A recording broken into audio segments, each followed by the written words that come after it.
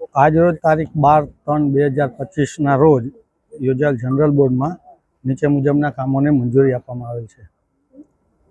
Agenda number item number 1માં મનોજકુમાર જે ભટ્ટ 12 કર્મચારીઓ જેઓ દ્વારા જામનગર મહાનગર વિસ્તારમાં નગર પ્રાથમિક શિક્ષણ સમિતિ દ્વારા નિમણૂક પામેલ ફૂલ ટાઈમ ચોકીદાર કમ પટ્ટાવાળાના નામ ગુજરાત હાઈકોર્ટે અલગ અલગ રિપિટિશન દાખલ કરેલ હતી, જેના હુકમ મુજબ તેઓને ટર્મિનેટ બેનિફિટ વગેરે આપવા અંગેના નામ હાઈકોર્ટ ચુકાદા મુજબ ધોરણસરના હક હિસ્સાને કુલ 17 ચોકીદારોને ચૂકવવામાં આવશે. એજન્ડા નંબર 2માં મહાનગરપાલિકા વિસ્તારમાં નગર પ્રાથમિક શિક્ષણ સમિતિ દ્વારા પાર્ટ ટાઈમ પટ્ટાવાળાને નિયમિત સંબંધે ઔદ્યોગિક અદાલત સામે સંસ્થા દ્વારા હાઈકોર્ટમાં પેન્ડિંગ કેસ અપીલ દરમિયાન વિવાદનું સમાધાન કરવાના નામ ઔદ્યોગિક અદાલતના હુકમ મુજબ ધોરણસરના હક હિસ્સા કુલ 35 કર્મચારીઓને ચૂકવવા અંગેનો સમાધાન કરવાનું મંજૂર કરવામાં આવે છે.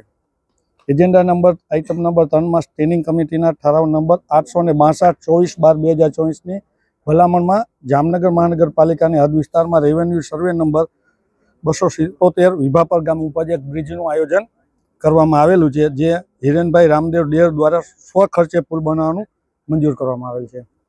એજન્ડા આઇટમ નંબર 4માં કામચલાઉ પુનઃરચના 21 અને 23માં સમાવિષ્ટ સમિતિ સત્તામંડળને ફાળવવામાં આવેલ જાહેર હેતુના અંતિમ ખંડો તથા ટીપી રસ્તાઓ દરખાસ્તને પરામર્શ આપવા કમિશનરની 13/1/2025થી રજૂ થયેલ દરખાસ્ત વિગતે સરકારશ્રી માટે પરામર્શમાં મોકલવાનું મંજૂર કરવામાં આવે છે.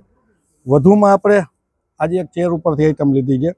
મહાનગરપાલિકા ખાતે કોન્ટ્રાક્ટ બેઝથી વર્ષોથી અલગ અલગ જગ્યાએ ઉપર ફરજ બજાવતા કોન્ટ્રાક્ટ બેઝ કર્મચારીઓને સીધી ભરતી પ્રાધાન્ય આપવાની કાયમી નિમણૂક આપવા અંગેની કાર્યવાહી આજરોજ જનરલ બોર્ડમાં મંજૂરી આપવામાં આવે છે.